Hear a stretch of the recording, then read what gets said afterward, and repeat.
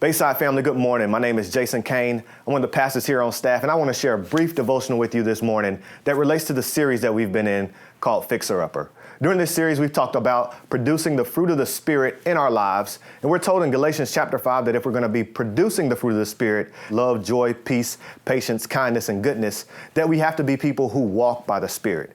If you're anything like me, when you're reading the Bible, you certainly have questions about some of the phrases that you read and see. One of the ones that I had to research and find out exactly what it meant was, what does it mean to be a person that walks by the Spirit? What does that mean on a practical, everyday basis? What I found is it means two simple things. The first is that you listen to God's word. The essential ingredient to ensuring that you are walking by the Spirit is spending daily time in God's word.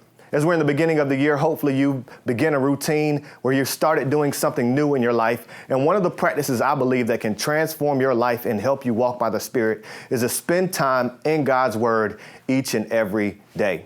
That doesn't mean that you need to read the whole Bible in a day or even spend 2 hours reading God's word. But if you develop a daily habit of listening to God's word, you'll become a person that walks by the Spirit. We're told in Psalm 119 that we're to hide God's word in our heart. And as we do that, we will be people who walk by the Spirit. Walking by the Spirit doesn't simply mean listening to God's word, but it also means living by God's wisdom. What's the difference between listening to his word and living by his wisdom? It's simply this. It's doing what you've read about. In James chapter 1, James warns us against being people who hear God's word but don't do anything to apply God's word to our life. If you're going to be a person that produces the fruit of the Spirit in your life, that simply means that you don't just listen to God's word, but you live out God's word.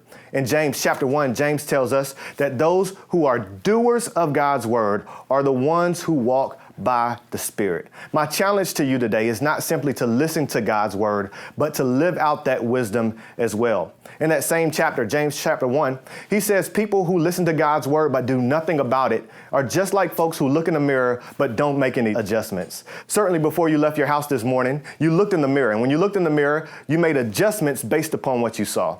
James is essentially saying this, that as you look into God's word and you see changes that you need to make, people who are wise, who produce the fruit of the Spirit in their lives, make the right adjustments to be who God has called them to be.